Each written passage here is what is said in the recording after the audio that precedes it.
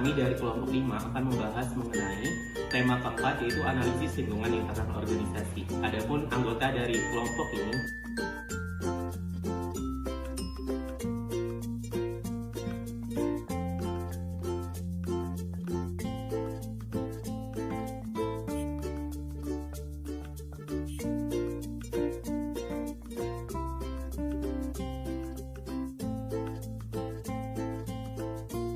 tema yang dibahas pada tema kali ini, yang pertama lingkungan internal organisasi, kemudian yang kedua pengertian analisis lingkungan internal organisasi, ketiga tujuan analisis lingkungan internal organisasi, dan yang terakhir yaitu lingkungan internal, strength dan weakness.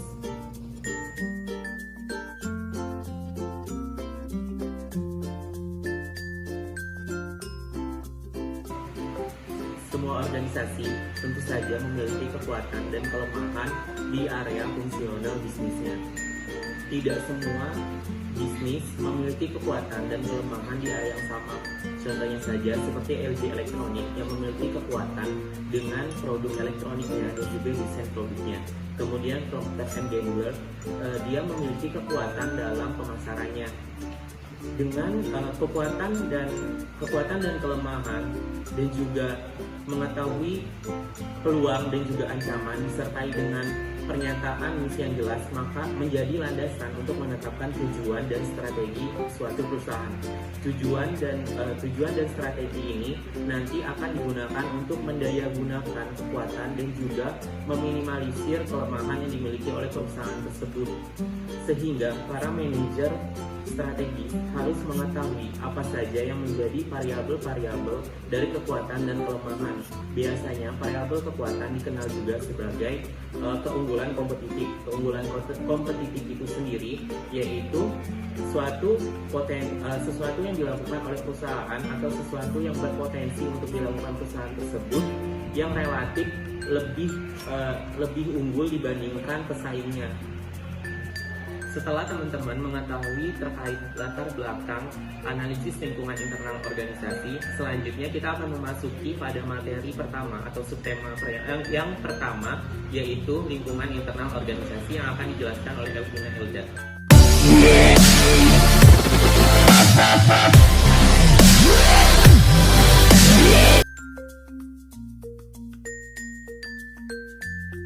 Lingkungan internal organisasi adalah semua sumber daya yang ada dalam organisasi yang mempengaruhi organisasi tersebut untuk bekerja sama dalam upaya mencapai tujuan bersama.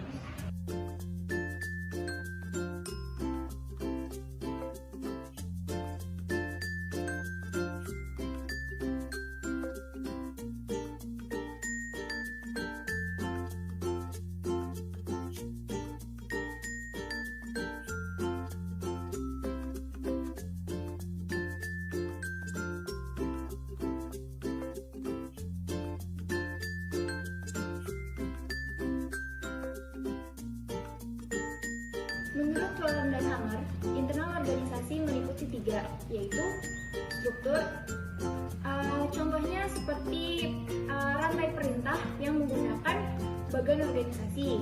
Yang kedua ada budaya, contohnya seperti pola keyakinan atau nilai yang dibagikan dalam suatu organisasi tersebut. Yang ketiga itu ada sumber daya. Sumber daya contohnya bukan hanya sumber daya manusia saja, tetapi ada sumber daya tentang keahlian pegawai tersebut atau bahkan sumber daya dari keuangannya.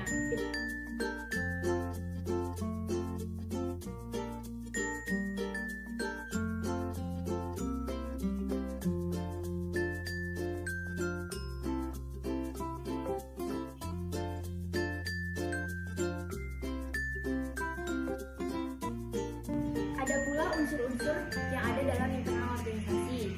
Yang pertama itu ada karyawan.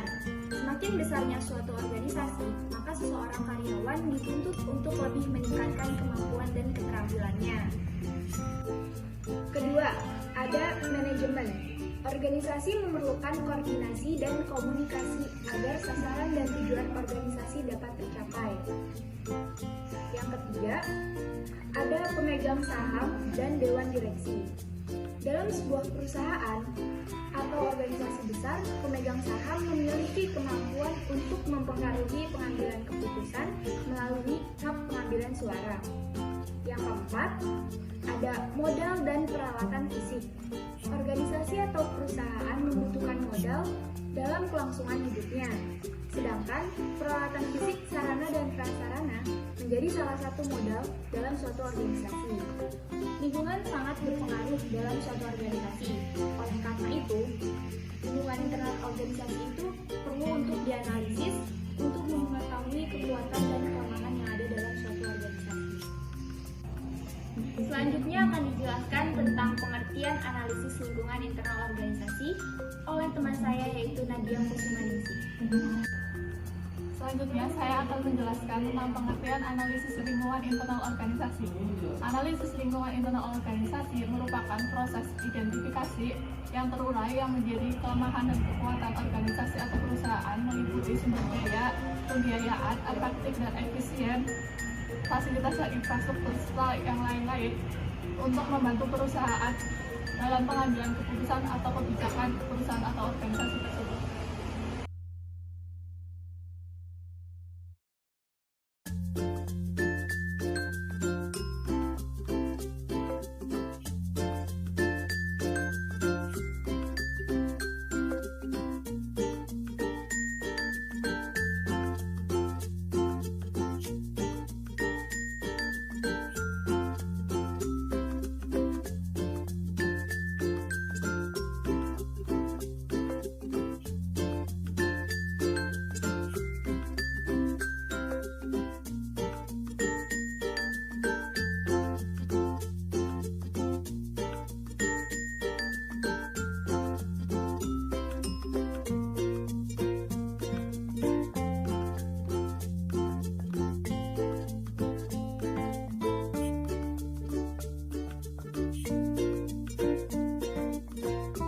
Aspek-aspek yang dianalisis dalam analisis lingkungan internal organisasi yaitu aspek manajemen dan SDM, aspek pemasaran, aspek produksi, aspek keuangan, aspek penelitian dan pengembangan, serta aspek sistem informasi manajemen.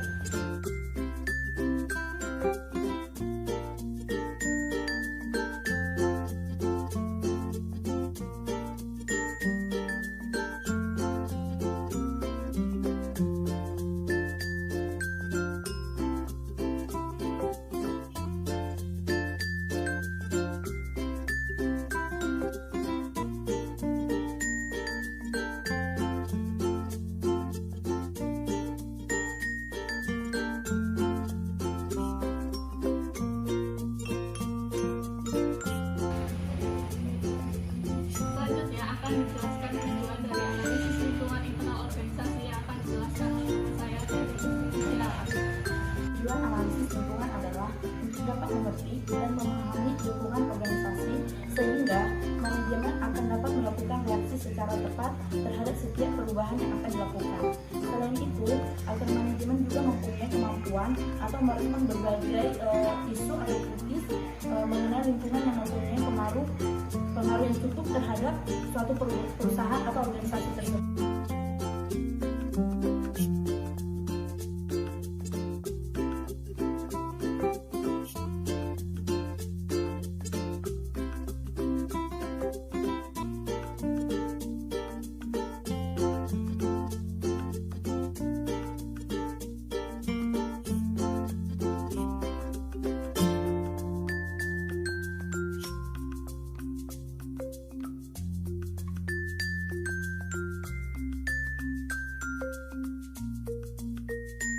Dan yang selanjutnya adalah menurut Cruz dan Robinson Jr. dalam Kotler 2005, yang dimana analisis lingkungan internal adalah pengertian mengenai pencocokan kekuatan dan kelemahan internal dengan peluang dan ancaman eksternal.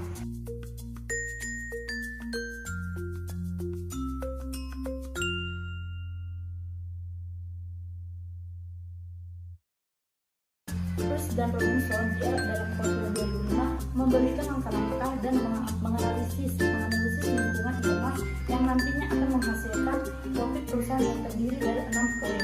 Dan 6 poin itu terdiri dari 1. Identifikasi faktor-faktor strategi internal dan kegiatan yang paling penting. Dan yang kedua yaitu pendekatan terhadap pengamatan dan analisis internal. Dan yang ketiga, pengamatan lingkungan internal dengan analisis PIMS yang dimana Profit Impact of Marketing Strategi. Dan yang keempat adalah pengamatan lingkungan internal dengan analisis rantai nilai. Dan yang kelima, pengamatan lingkungan internal dengan analisis fungsional. Dan yang terakhir adalah dimensi analisa lingkungan internal.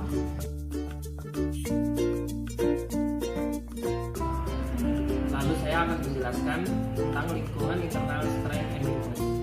Lingkungan internal strength and weakness ialah lingkungan dalam perusahaan yang perlu diidentifikasi kekuatan dan kelemahannya, yang meliputi yang pertama ada relationship among the functional areas of business, lalu yang kedua ada manajemen, lalu yang ketiga ada marketing, lalu yang keempat ada finance, lalu yang kelima ada production, lalu yang keenam ada research and development, lalu yang ketujuh ada computer information system, lalu yang terakhir ada human research.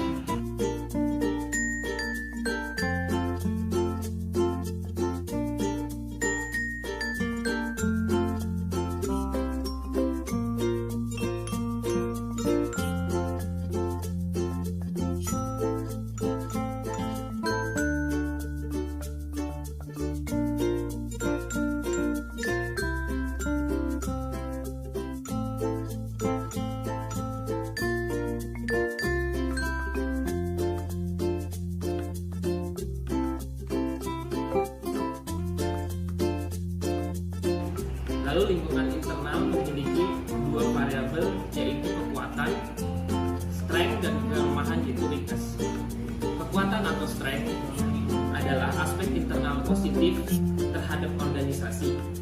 Misalnya, etos kerja keras karyawan atau staf, sumber daya manusia yang memiliki kapasitas, tata krama, pelaksanaan tupoksi, kepemimpinan. Ada indikator kinerja yang sudah disepakati oleh semua jajaran. Lalu yang kedua ada kelemahan atau weakness.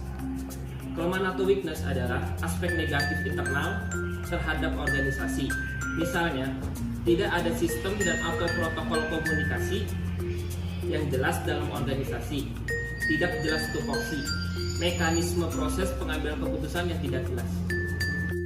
Analisa internal menurut Porter yang dikenal dengan rantai nilai yang memposisikan perusahaan pada matriks strategi generik dan menemukan keunggulan persaing perusahaan melalui analisis kompetensi inti. Rantai nilai ini mensyaratkan bahwa untuk mencapai suatu margin, perusahaan harus didukung oleh kegiatan utama dan penunjang.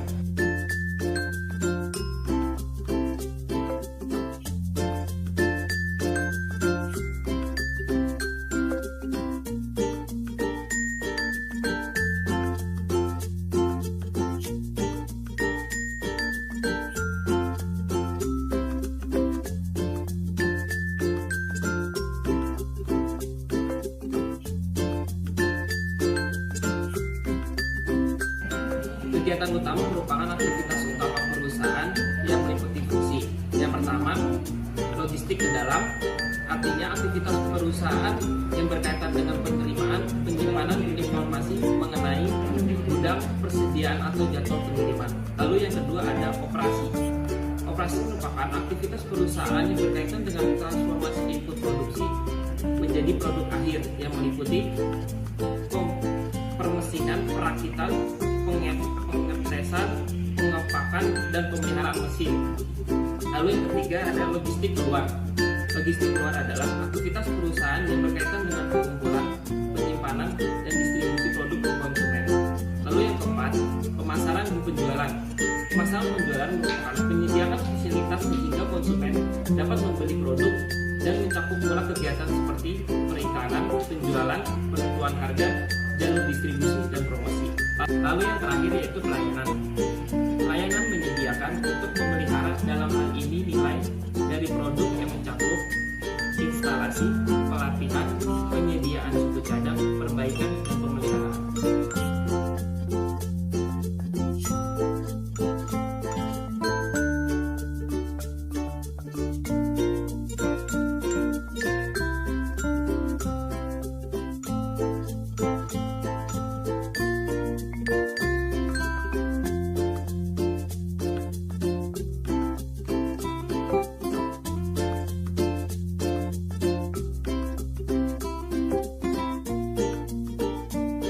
Lalu ada fungsi penunjang. Fungsi penunjang merupakan aktivitas pendukung perusahaan yang meliputi yang pertama, pengadaan. Pengadaan merupakan fungsi dari bagian pengadaan yang mencakup semua prosedur pembelian dengan pemasok yang melibatkan antar perusahaan. Lalu yang kedua, pengembangan teknologi. Pengembangan teknologi tidak hanya pengembangan teknologi dalam hal mesin dan proses aja, tetapi juga pengetahuan atau keahlian, prosedur dan sistem. Lalu yang ketiga, manajemen sumber daya manusia. Manajemen sumber daya manusia termasuk di dalamnya semua aktivitas perekrutan, pelatihan, pengembangan, dan penilaian karyawan. Lalu yang terakhir ada infrastruktur perusahaan. Infrastruktur perusahaan meliputi manajemen secara umum, perencanaan dan keuangan, pengendalian kualitas, dan sistem informasi.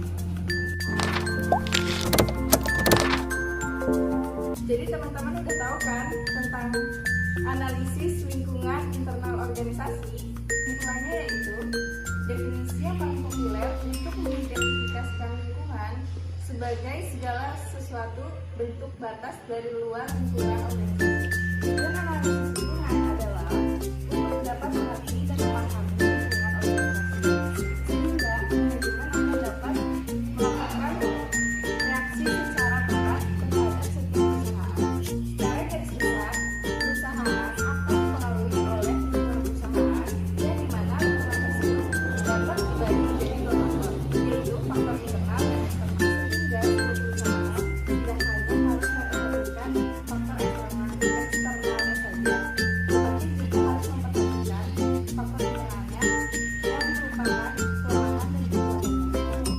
Drop it.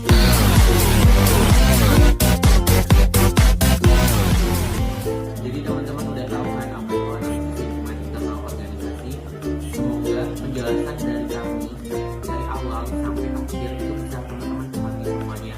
Dan juga atas perhatian teman-teman, dan apabila ada salah kata kami mohon maaf dan terima kasih. Wabillahi taufiq wal hidayah. Wassalamualaikum warahmatullahi wabarakatuh.